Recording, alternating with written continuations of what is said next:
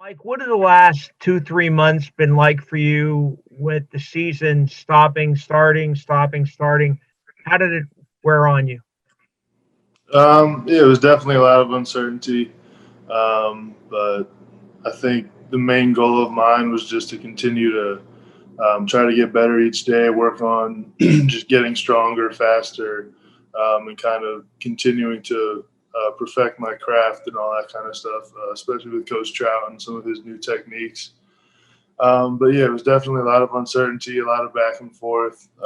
We are going to play, we're not going to play, but finally we got the word we're playing, and it's been just full head of steam from there. So. Thank you for that. We'll go next to Andrew Porterfield. Hey, Mike, thanks for doing this. We talked to Will Levis earlier, and he described a 30-year-old dad, and that he also plays video games with you. What's the dynamic with Will that you have? Yeah, I love Will. He's a really good kid. Comes in, works really, really hard every single day since he got on campus, and he's just continued to grow and stepped up for us in big moments when we needed him. But yeah, I think kind of as you look across the whole entire program, excuse me, everybody's all business when we're in the building and out on the field. But then you get outside of it, and we're really just. I mean, we're not regular people. We still have a lot to do, but every once in a while we get a little free time, hop on the video games, and just kind of relax a little bit. But Will's definitely a character. He's a good kid. Do you need to grab a quick drink of water before we go to Dave? Yeah, that'd be great. Thanks. We'll go next to Dave Jones. Hi, Mike. How are you? I'm doing well. How are you? Great, man. We were talking to Kirk yesterday, day before, and it's pretty apparent that he loves the fact that he's got all these running backs. And it sounds as though he's the kind of, all good coordinators use what they have. Do offensive linemen like focusing on the running game, as the cliche is? Is that the way you feel? If you can run the ball, if you can pound, do you like to do it more, or will you do anything that's effective? I mean, yeah, obviously whatever's working is working, but at the end of the day, if you can run the ball really effectively, it's going to open up a lot of other aspects of your offense and just help things click a lot better. So if you can really get out there and just kind of ground and pound, keep running the ball, it's going to open up a lot of things. And I think it also gives the O-line kind of a sense of pride when you get back to the locker room after a game and you have a couple hundred rushing yards. So, but at the end of the day, like you said, whatever's effective is going to help us win that day, and we'll do whatever we're asked. We'll bounce back to Rich Scarcella, who has another question. Mike, I know you've talked about this, about how excited you are about playing for Coach Trout. Now that you're on the field, what are some of the tangible things that you're seeing that's reflective of his coaching style, and does it make you even more excited for the season? Yeah, like you said, I've been excited about Coach Trout since the day that we hired him. Just the experience that he brings from playing in the NFL, and seeing people do all the stuff he's teaching us live against the best players in the world. But yeah, getting out on the field, he's a high energy guy, very positive, but I mean, he'll rip into you if he needs to.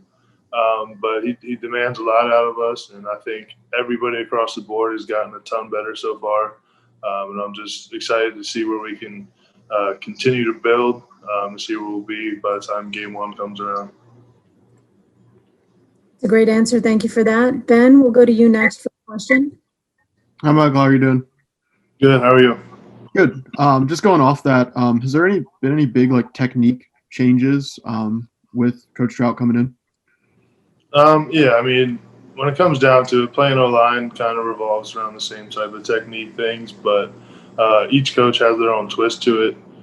And I think Coach Trout, just like I just said, playing off of his experience from being around the best, he kind of knows what works and what doesn't from a lot higher level than we do, obviously.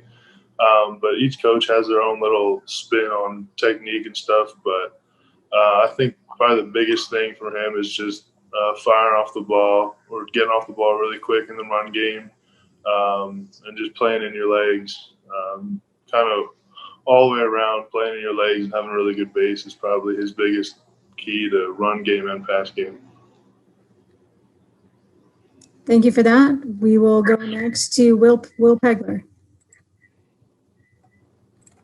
Thank you. Hey, Michael, how's it going, man? Good. How are you? Good. So we talked with Will Levis earlier today. He kind of compared you to like a dad almost on the offensive side of the ball. Is that something you take pride in, just being a mature guy on the team and being a guy that, guys can come to and look up to? Yeah, I think when you've been here as long as I am, you kind of just are molded into that role. Just being one of the old guys that's been around the block per se, kind of seen it all, done it all so far. And it also helps that I look like I'm at least 30. So, yeah, I think I've kind of just always been a little bit more mature and just business-like. So it's just kind of the role I've fallen into. Thank you for that. We'll go back again to Rich Scarcella and then Dave Jones next. I'm glad that was brought up, because I was going to bring that up to you about Will calling you a 30-year-old. So are you called grandpa or old man or any nicknames like that by any of your teammates or friends? And I know you've always looked way older than you are. And just, is it something that you don't seem to mind that? It doesn't bother you? No, I don't mind it. Nobody calls me grandpa or anything. But yeah, I don't really mind it. I've always looked older since I was a young kid. People used to ask for my birth certificate and stuff playing youth football. And that's just something that I feel like a lot of kids on the team have dealt with, just as far as size. But yeah, I've always looked a little older. I really don't mind. Dave, we'll go to you next. Mike, getting back to how long you've been there, you really have been there. All the way back to 16 was your redshirt freshman season. And this offensive line has come so far. It looks like one of the best ones in the Big Ten, at least on paper. Can you give some recollections watching early in the season, especially in 2016, how the parts had to be switched in and out, and how crazy that must have been, and then where you guys have come since then? Because that was a chaotic season, especially early with all the injuries. Yeah, like you said, there was a ton of injuries early on in that season, a ton of moving parts, tons of guys had to step up into bigger roles, including Connor McGovern, who really stepped up that year. It was a starter. I think it was maybe from the Indiana game on. I can't quite remember, but like you said, there was tons of moving parts. And I think the biggest difference between then and now is just the amount of depth that we have. Whether there's moving parts or not, we have plenty of guys that can step up and play the role, and there's not going to be a drop-off. I think that's one of our strongest points this year. Thank you for that answer. Ben, we have a follow-up question from you. Yeah, Michael, I was just wondering, like, with no fans this season, wondering how you think that's going to kind of affect you guys on the offensive line. I mean, I know because on one hand, it should be easier to make calls and communicate, but also on the other hand, it probably should be easier for the defense to pick up on some stuff. So I was kind of wondering how you guys are going to handle those no fans and that communication aspect. Yeah, like you said, it's going to be a ton easier to communicate. It probably is going to be harder in practice with how loud we play the music sometimes. But I don't think we're really too worried about them picking up signals and stuff, or our calls and all that kind of stuff. We kind of have a new way that we're doing stuff this year, so I don't think it'll be a huge factor, but if it is, we'll obviously adjust. Thank you for that answer. Rich Scarcella, let's go to you next. Mike, from a fan's perspective, what do you think they will notice first? What difference do you think they'll notice about the offensive line this year? I know for a fact that we're going to be the most prepared offensive line in the country, probably when it comes game day. Just the amount of detail that Coach Trout puts into game planning, and just the amount of detail he's putting right now into correction notes from practice, and pre-practice notes on what we're doing that day. I can only imagine how his pre-game notes are going to be. And I think there's not going to be one look. There's always going to be looks that we don't see because defense is game plan just like we do. But I think we're going to be really, really prepared, and we're going to know what's going on more than we ever have. And I think that's going to really lead to us being a very consistent group from the first snap to the last snap. Thank you for that answer. Let's go to Ben next for a follow-up question. I know you guys haven't been back in full pads for very long, but just who on the defensive line just kind of impressed you to this point so far? Yeah, I mean, I've always been impressed.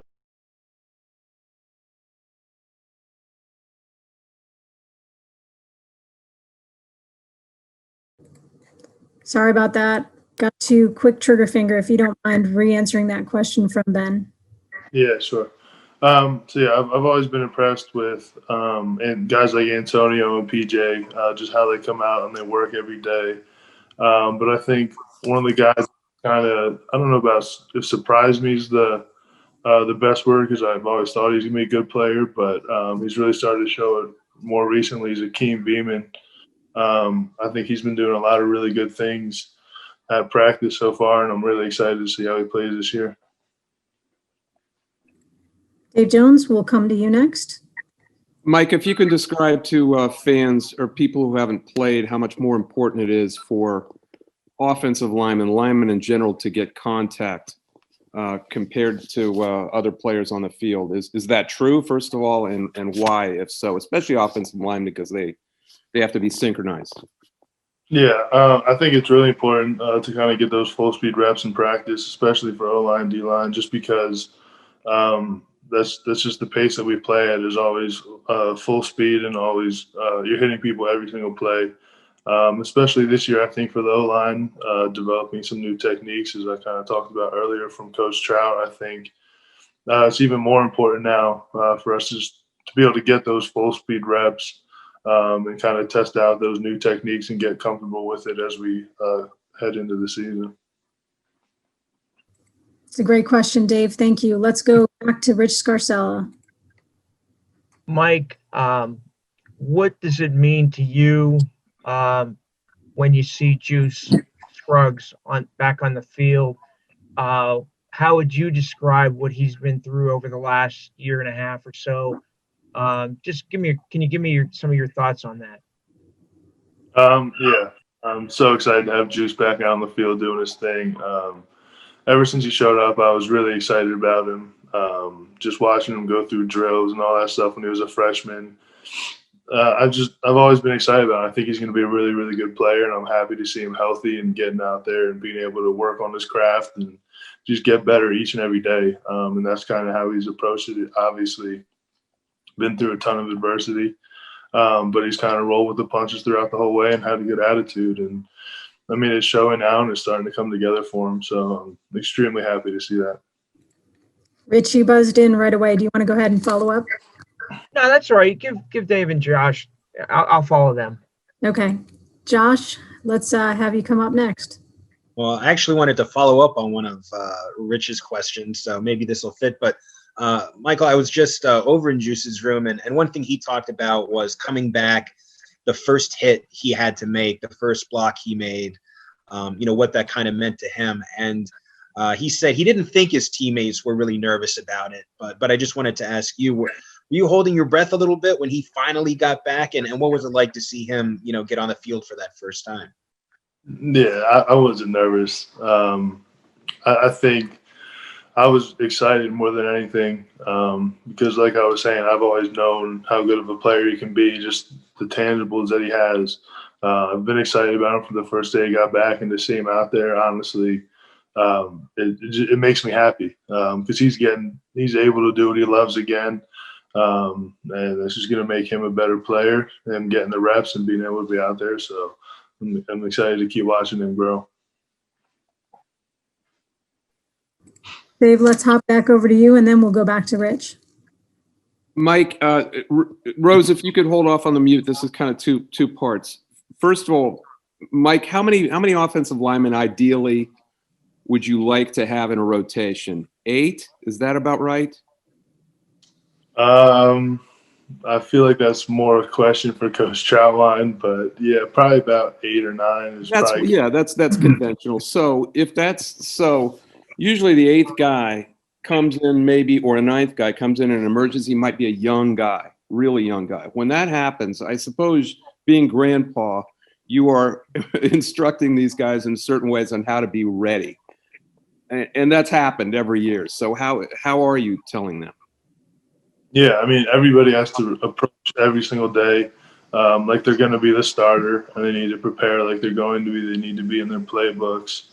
And I think there's just everybody's expected for there to not be a drop-off, kind of no matter who's in there. And obviously, if you put a true freshman in there versus a fifth-year senior, there's going to be a difference. But the effort is probably the one thing that you can't coach, and that's the biggest part. If you have a guy that's going to go out there and at least just play really, really hard, even if his technique isn't there, then that's really all you can ask for, because a lot of that comes with just time and comes with the years. So that's probably the number one thing I could ever tell a young guy is just whenever you get your shot, make sure you're going at it 100%. Thanks, Rose. Rich, you want to go ahead? Yeah. Mike, what do you hope that your legacy at Penn State will be? How would you like to be remembered? I think you asked me this question a couple of years ago. I think I should have a better answer now, hopefully. But if I could have my legacy at Penn State be however I wanted, I would just want to be remembered as a guy that came in every day and worked really hard, sacrificed for the team, always put the team first, and just kind of left it all out there. That's what I try to do every single day, because I always put the team first, and I think me leaving everything I can out on the field is the best way to do that. Thank you. We do have some more time. There might be some other people that jump into the room. Josh, do you have a follow-up question?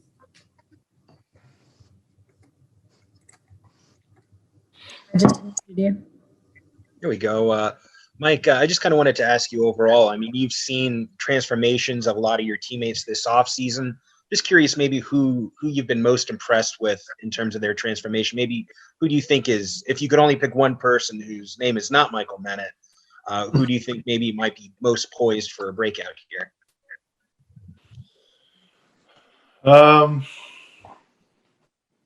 That's tough to only pick one, because like I said earlier, we have a lot of guys right now on the offensive line that are playing at a really, really high level.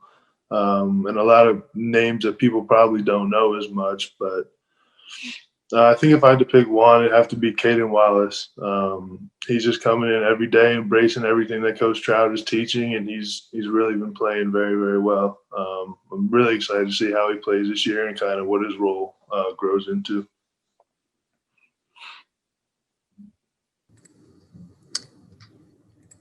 Josh, you want to keep going?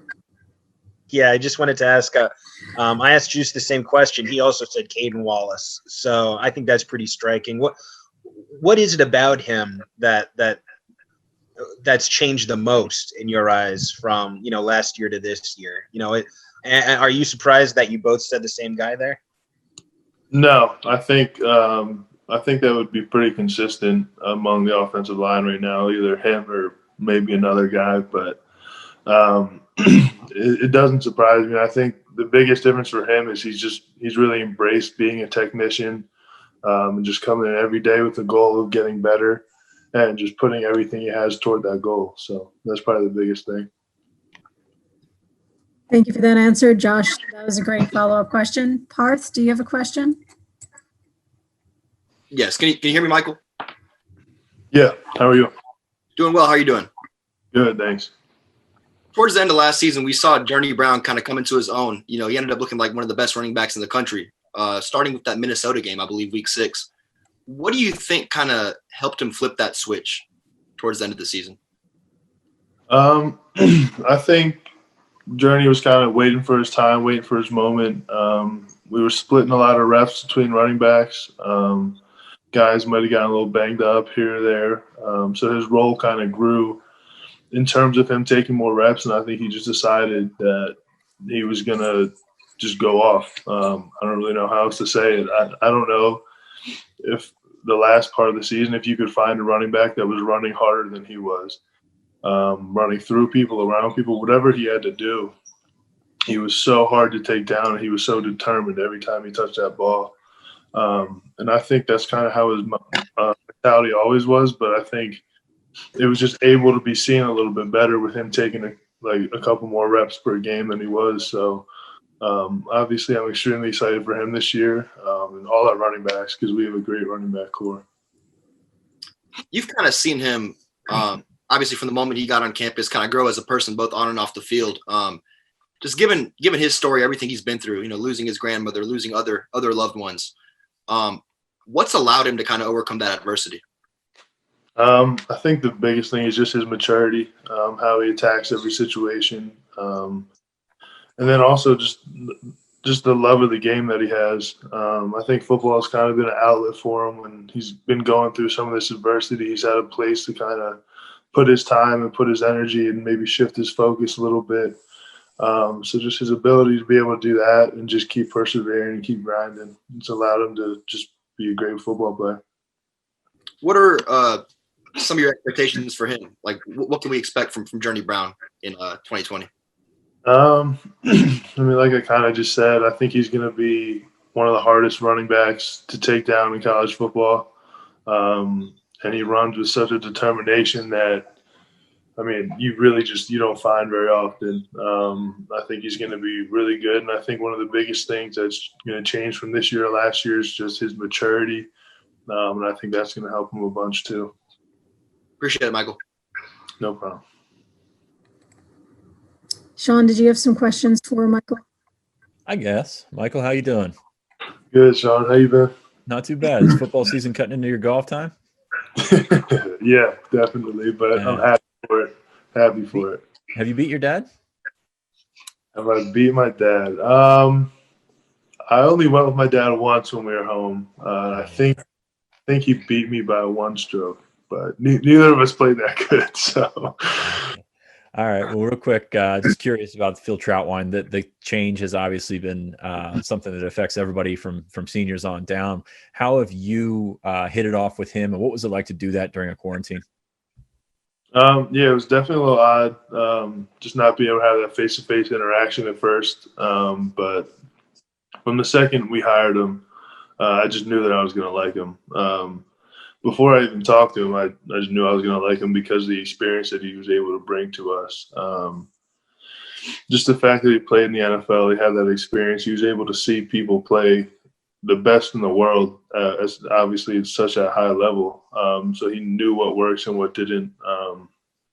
But me and him talked probably, but just between meetings and just phone calls, probably at least every other day, kind of throughout quarantine, getting to know each other. And I mean, I was bought in from the jump. I've kind of always believed in him and all his techniques and what he brings to the table. So I think he just continues to prove it too as we're moving forward in practice. Has he leaned on you as one of the senior guys to get some buy-in in that room, or didn't it take much to get that buy-in? I really don't think it took much, honestly. Just kind of how he carries himself, and just his background, I think, kind of spoke for itself. I think the buy-in happened pretty easily and almost immediately.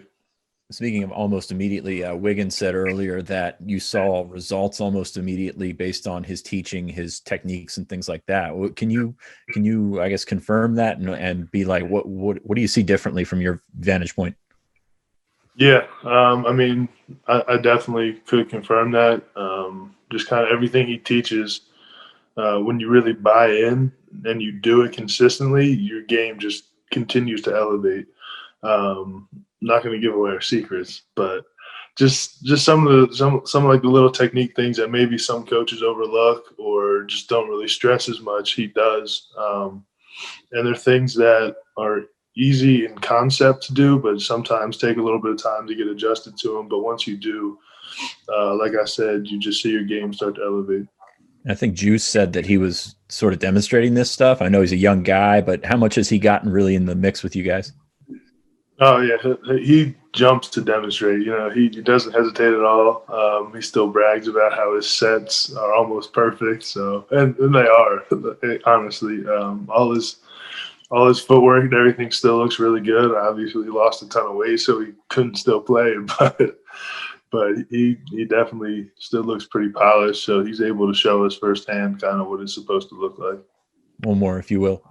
We had Juice a little bit earlier. What have you seen from him in the last year? It's obviously a long road back from him, and he's one of those guys that's been working at center. What have you seen from him? I've seen a ton of great stuff from Juice. First off, I'm just so happy that he's out there, able to kind of continue to get better and keep working on his game. Because I've always been excited about Juice from the day he got on campus. So just to have him out there and continuing to get better is it's really, really good to see. And I mean, he's just attacking each day with a mindset of growth, and I think it's working for him so far. So I'm excited to see where he's able to get throughout camp. I'm going to leave this open, but Dustin Hawkins-Smith is up next with his question. Hey, Michael. I just wanted to ask, you've been part of this group for, going on 5 years now, and it's gotten better and better. What maybe is it about this group that you can kind of get over the top and get to that place where maybe you're doing more dominating instead of getting better, if you will? Yeah. I think kind of like I was just saying, like Coach Trout, he just has I think all of his techniques are really, really good, and he's seen them done at a high level. And when you really buy in and kind of force yourself to do them consistently, I think that's when you really start to see your game elevate. And I think that'll be our biggest key this year is just being able to do what we're taught consistently. And I think with the depth that we have in the room, there's no reason why we shouldn't be able to dominate. Mike, when we spoke in the spring, you mentioned how important your relationship with Troutwine is because you were the leader of the group, and obviously he's a new face there. How has the last few months together with him allowed that relationship to grow even further? Yeah, me and him talk a ton, and I think he kind of leaned on me initially just for that initial buy-in, just because, like you said, I've been here for a while. I'm one of the leaders of the room, and as soon as I bought in, I felt everybody else buying in. But I honestly, I think just the way he carried himself and the experience that he brings to us, the buy-in was immediate from everybody. But yeah, our relationship's been able to grow a ton since we're able to kind of be around him in person, getting coached by him every day. He definitely brings a lot of energy, and I think it's great for our room.